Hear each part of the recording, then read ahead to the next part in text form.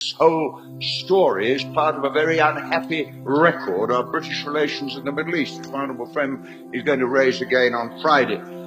This Gulf War, looked at in the light of what we now know, was a war for profit, a war for oil, and a war for the control of the area. And now we are suddenly told that ministers who protested so vigorously about their defence of democracy and human rights were selling weapons to Saddam Hussein.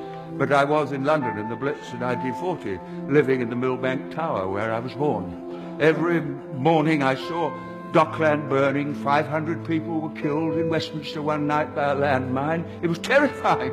Aren't Arabs terrified? Aren't Iraqis terrified? Don't Arab and Iraqi women weep when their children die? Doesn't bombing strengthen their determination? What fools we are to live in a generation for which war is a computer game for our children and just an interesting little Channel 4 news item.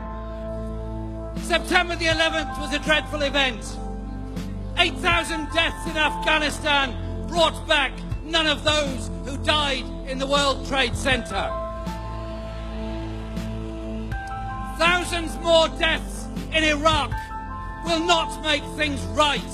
It will set off a spiral of conflict, of hate, of misery, of desperation that will fuel the wars, the conflict, the terrorism, the depression and the misery of future generations. Many of us have been utterly consistent about the bombing of Libya. This is not a solution. It's not the right thing to do. It's not the right way forward.